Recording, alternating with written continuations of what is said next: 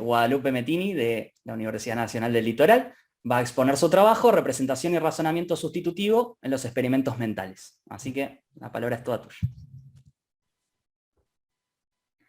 Bueno, buenas tardes a todas y a todos. Muchas gracias, especialmente a Nélida por invitarme a participar de esta actividad. Aprovecho para saludar a Mauricio, que estuve escuchando ayer su conferencia y sus intervenciones. Es precisamente el trabajo que voy a compartir con ustedes. Intenta aplicar algunas de las ideas sobre la noción de representación de Mauricio a el tema que yo estoy estudiando hace ya algunos años, que es el funcionamiento epistémico de los experimentos mentales. Creo que ahí se ve bien en pantalla completa.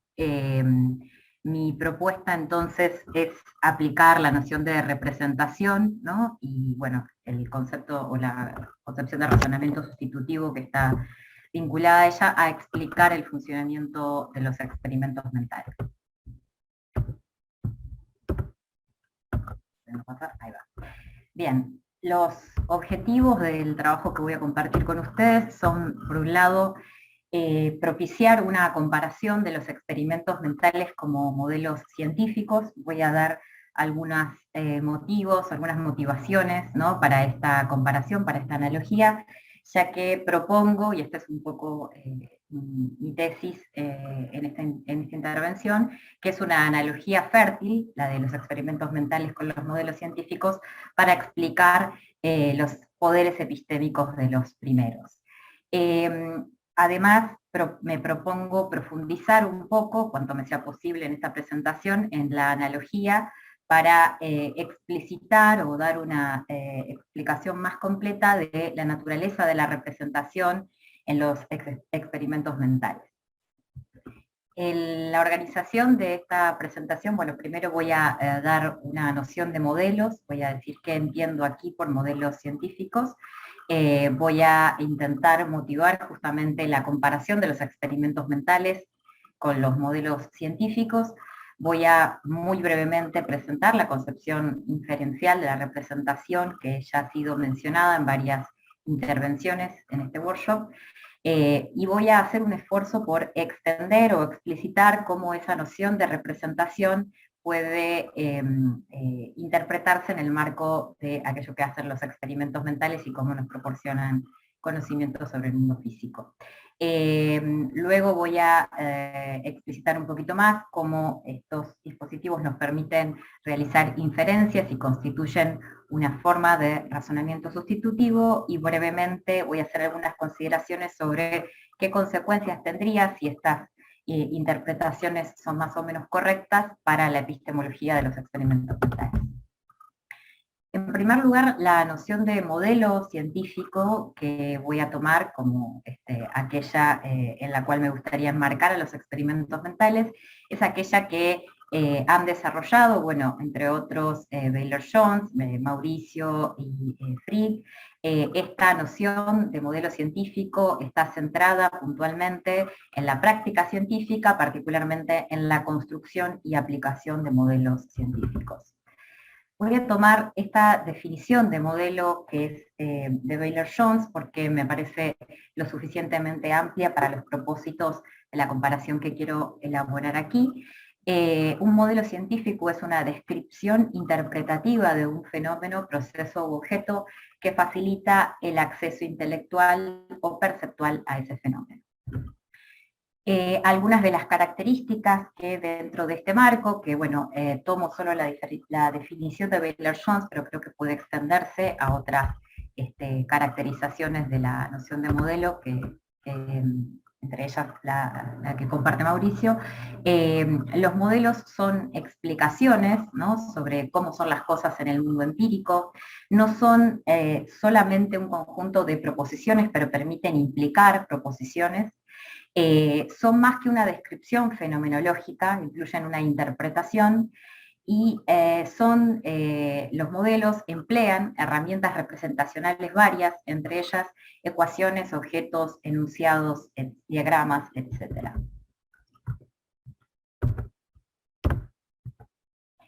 El ejemplo de modelo científico, ¿no?, que es puntualmente un modelo fenoménico que sugiere Baylor-Jones en su presentación para motivar esta definición y la caracterización que yo voy a seguir, es el modelo de la estructura estelar. Lo que este modelo muestra, ¿no?, es la razón por la cual las estrellas no se encogen ni se expanden, y esto tiene que ver con las relaciones, ¿no?, de presión y gas que las mantienen en equilibrio hidroestático. Según el modelo, la presión gravitacional ejercida por una gran masa en el interior de la estrella tiraría de las capas exteriores de la estrella hacia adentro y haría que la estrella colapsara si esta presión no fuera resistida por la presión del gas material, del gas del exterior, dentro de la estrella. En este modelo, la presión gravitacional, es la atracción gravitacional y la presión del gas mantienen a las estrellas en equilibrio hidroestático,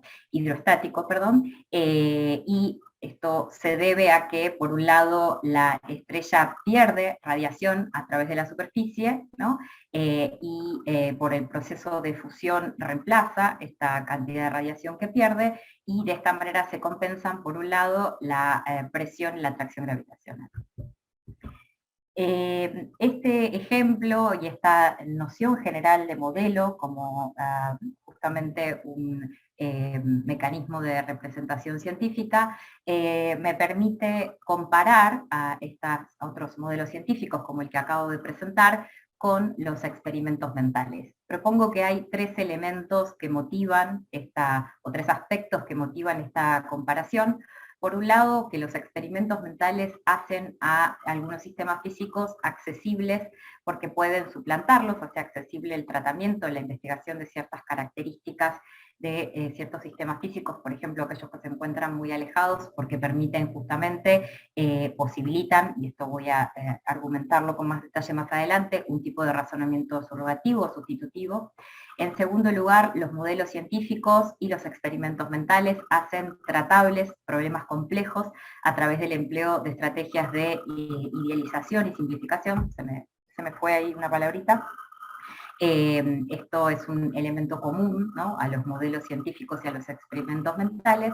Y por último, el tercer aspecto que motiva mi comparación es que tanto los experimentos mentales como muchos modelos científicos, especialmente, bueno, es bastante poco controvertido este uso de los modelos en física, permiten aplicar teorías, ¿no?, porque funcionan como mediadores entre fenómenos y principios teóricos. Esta es una caracterización de modelo que procede en parte de los desarrollos de Nancy Cartwright.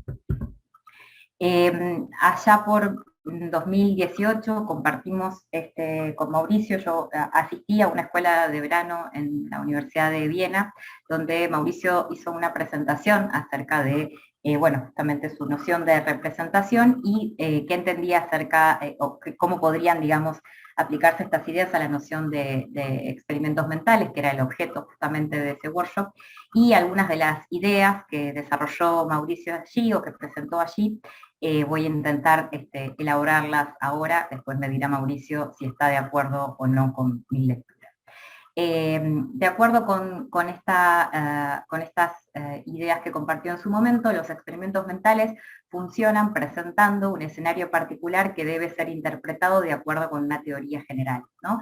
Dentro de su noción de modelo científico, un experimento mental permite representar algún I como Z de acuerdo con una teoría de fondo que funciona como marco del modelo, ¿no? En esa ocasión, Mauricio se refirió a los experimentos mentales como modelos dentro de modelos. Yo voy a tratar de explayarme un poco sobre esta caracterización.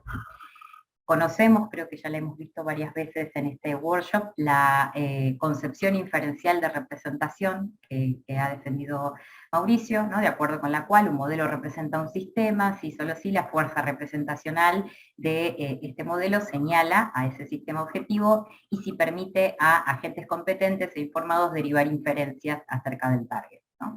Las dos condiciones que mencionábamos asociadas a esta caracterización condiciones al menos necesarias, ¿no?, para la representación son la fuerza representativa y la capacidad inferencial. Más adelante voy a intentar especificar cómo los experimentos mentales, al menos el caso que voy a examinar, tienen estas características y por lo tanto permitiría esta noción de representación interpretar a los experimentos mentales como modelos. Aquí me permito hacer una breve digresión para argumentar en favor de la noción de representación o extender esta noción de representación científica al caso de los experimentos mentales, y me remito en esto, me permito, ¿no?, hacer otra alusión al arte pictórico, como las que nos comentaba en la conferencia ayer Mauricio sobre representación en arte y ciencia, y pienso que quizás esta idea de modelos dentro de modelos puede interpretarse, ¿no?, en analogía con los cuadros dentro de cuadros, o los ejemplos de metapintura que podemos encontrar dentro del arte pictórico. Dos ejemplos simplemente ilustrativos, ¿no?, sin demasiadas pretensiones de que esta analogía sea demasiado perfecta, son las que voy a presentar aquí, ¿no? Uno es el Archivo Guillermo en su Galería de Pinturas de Bruselas, de Teniers, y otra es la alegoría de la fe católica de Vermeer. Bueno, en este primer caso, claramente, ¿no?, en la representación de Teniers está el archiduque, que era, creo que, el hijo de Fernando II, ¿no?, de Austria, mostrando justamente su colección de arte, ¿no?, y allí aparecen, por supuesto, muchísimos cuadros, ¿no?, representaciones, obras pictóricas, que según los comentarios que he leído al respecto, yo no soy una experta en esta cuestión, son bastante fieles a los originales. Podemos ver, por ejemplo, la circuncisión de Rubens y Diana y Calisto de Tiziano, que están representados aquí está la circuncisión de Rubens, y aquí está Diana y Calisto, ¿no?, como dos representaciones de obras de arte que están dentro de la misma representación, ¿no?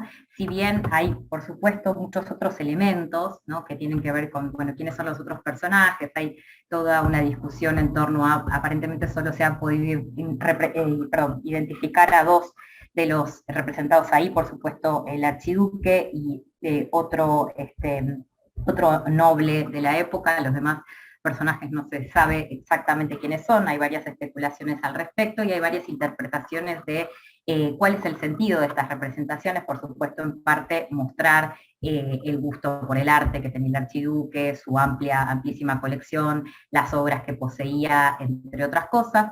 Otro ejemplo más interesante, porque tiene más elementos simbólicos, ¿no?, es esta alegoría de la fe católica de Vermeer. Quizás hay solamente un cuadro dentro del cuadro en esta representación, pero está cargada de elementos simbólicos, ¿no? En este caso, la representación del cuadro que está en el fondo es la crucifixión de Jordaens, que era otro pintor flamenco que aparentemente Vermeer tenía en su colección y que es el cuadro que está en el fondo, pero hay muchos elementos simbólicos en torno a este cuadro, ¿no? Es una alegoría justamente, bueno, está la orbe, la serpiente, el crucifijo, por supuesto, y otros elementos ligados a la fe católica, aparentemente en un momento donde el credo católico debía practicarse en el ámbito privado, ¿no?, dentro de la privacidad de los hogares.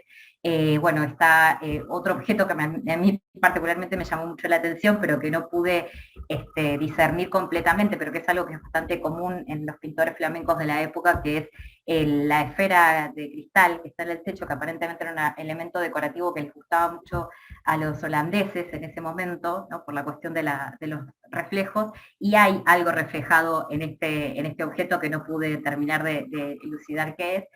Bueno, también está en la escena de caballería que aparece ahí en el gobelino, en la cortina. Bueno, hay muchísimos elementos simbólicos, pero simplemente lo que quería mostrar es que aquello que está representado en el fondo con cierta libertad por parte del artista es este otro cuadro, ¿no?, que era de un pintor que el artista admiraba.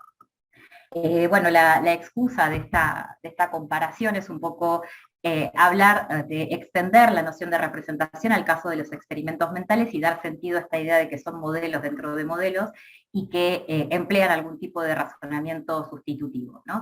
En el caso de la representación en arte hay muchas razones por las cuales ocurre esto de que hay obras pictóricas, por ejemplo, representadas dentro de otras obras pictóricas.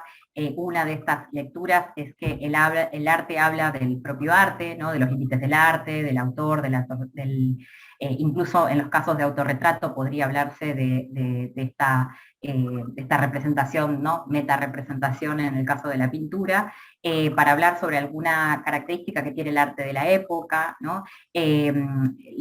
En general que me gustaría extraer de esta comparación, es que se trata de una representación dentro de una representación que en muchos casos implica algún nivel de abstracción, como en el segundo caso del cuadro de Vermeer, ¿no? Sobre cómo él representa el cuadro que allí aparece en el fondo, y si bien esta no es una analogía perfecta, también nos muestra que hay que hacer algún tipo de trabajo hermenéutico para extraer, ¿no? Para comprender, ¿no? Las representaciones que aparecen dentro de las representaciones en este caso. No es una analogía perfecta, es simplemente una comparación que me permite resaltar algunas analogías positivas entre los modelos dentro de modelos, que serían los experimentos mentales, y la representación dentro de la representación que presenten estos ejemplos.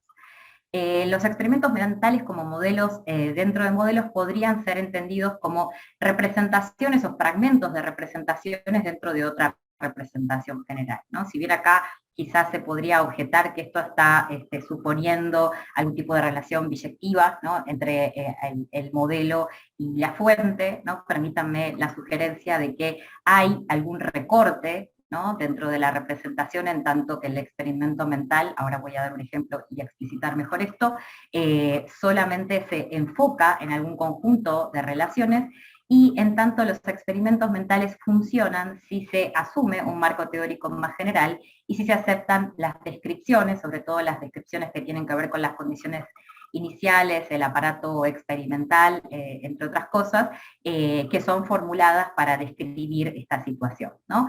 Una característica que tienen los experimentos mentales, que también podrían compartir con las representaciones dentro de representaciones en el arte, es que sus targets, sus objetivos, no son necesariamente sistemas reales, aunque en muchos casos se pretende representar con algún grado de idealización o abstracción algún sistema físico.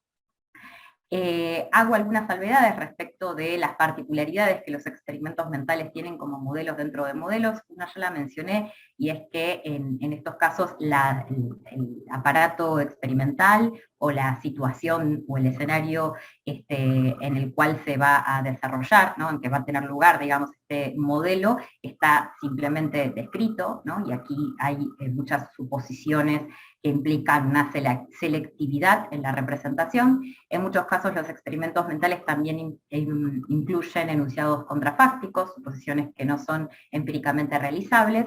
Y bueno, otra característica que no voy a explorar aquí, pero que hace que los experimentos mentales como representaciones que son también modelos, o que pueden ser interpretados como modelos, pero que refuerza un poco mi argumento de que los experimentos mentales son modelos, es su semejanza con las simulaciones computacionales, ¿no? A pesar de que el tipo de iteración, ¿no? que involucran los experimentos mentales para representar de manera dinámica un sistema, es un tipo de iteración por convergencia, diferente al tipo de iteraciones que tienen lugar en las simulaciones computacionales, que son más bien del tipo Atlas, al menos en muchos casos.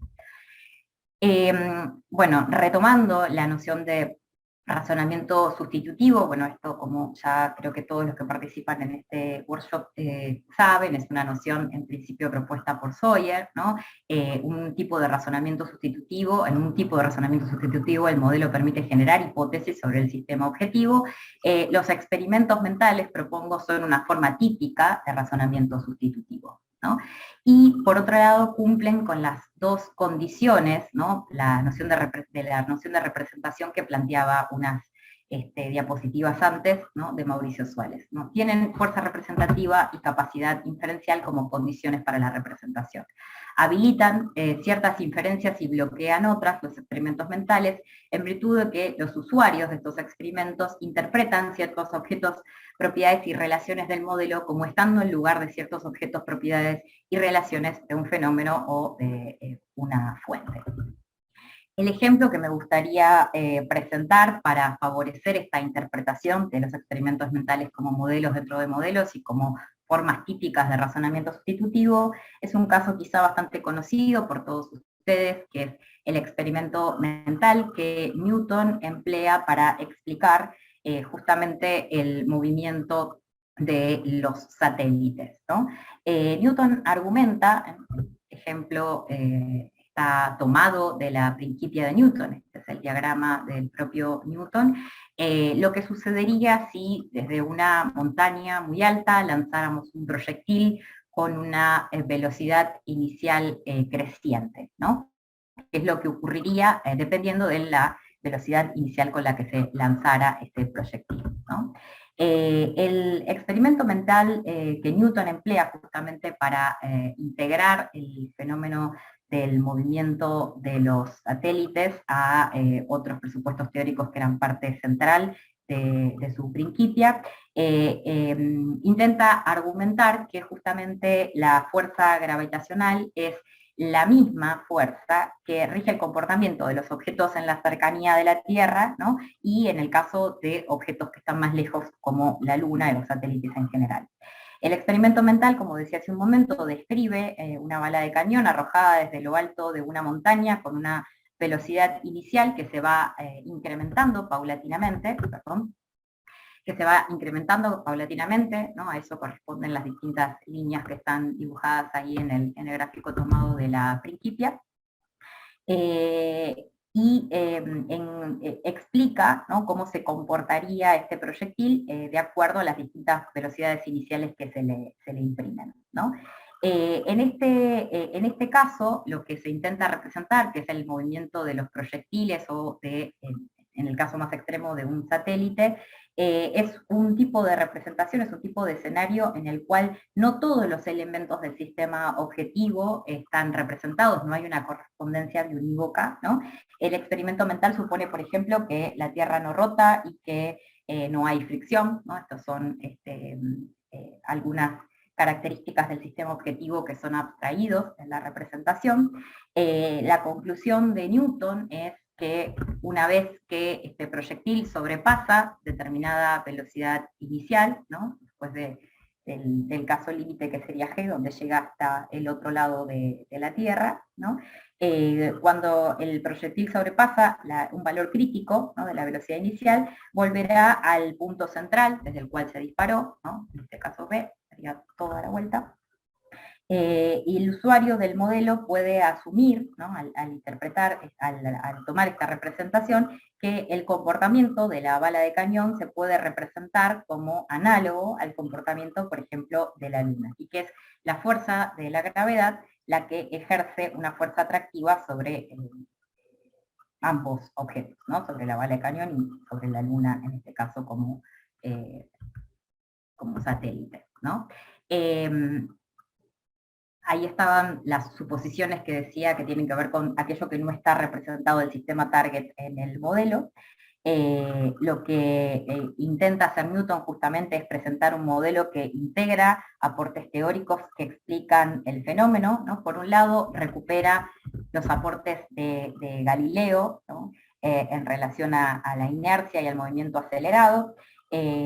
Por otro lado, retoma también algunas de las hipótesis que Hooke allá por 1674 había elaborado en relación al movimiento de los cuerpos celestes y terrestres, ¿no?, y en relación al movimiento circular. Y podría decirse que en el experimento mental, Newton imagina las condiciones para poner en órbita un satélite artificial de la Tierra, vinculando el efecto de la velocidad tangencial con la gravedad, ¿no? El modelo, podríamos pensar, integró por primera vez la primera y la segunda ley de Kepler con la acción de la fuerza centrípeta de la gravedad.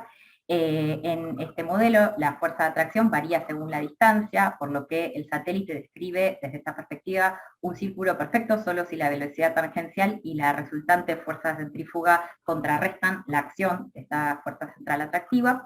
Y bueno, esto luego explica otras órbitas como las órbitas elípticas. Lo que propongo entonces es Guadalupe, que... quedan 5 minutos. Bien, termino, me saltaban las consideraciones finales simplemente. Lo que intento mostrar a partir de este ejemplo es que el modelo, ¿no?, del comportamiento de los proyectiles en este escenario permite derivar ciertas hipótesis, ¿no?, puntualmente la hipótesis,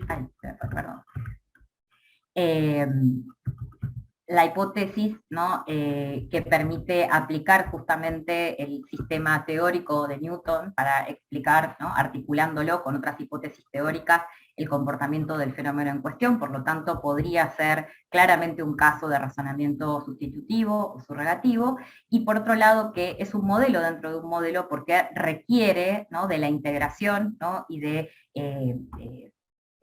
descripciones específicas de cómo se aplican los distintos supuestos teóricos, la inercia, el comportamiento de los cuerpos en movimiento circular de acuerdo con Hooke, a el caso del movimiento de los satélites.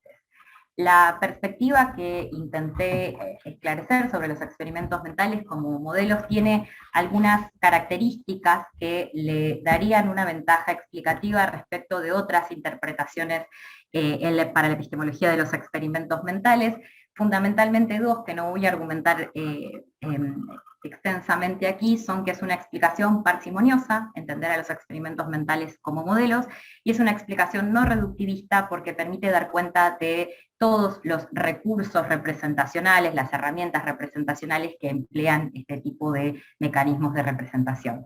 Asimismo, permite explicitar una noción de representación científica que seguramente podría ser mejor elaborada y quizás Mauricio tenga varias observaciones para hacer al respecto, que es algo que en general está, no está del todo claro en la discusión actual sobre el funcionamiento de los experimentos mentales. Y una tercera ventaja que tendría esta explicación de los experimentos mentales como un tipo de modelos o como una forma de razonamiento sustitutivo, es que integra la explicación de estos mecanismos a otros mecanismos del razonamiento científico, algo que otras perspectivas de los experimentos mentales no logran hacer exitosamente. Eso es todo, muchas gracias por escuchar.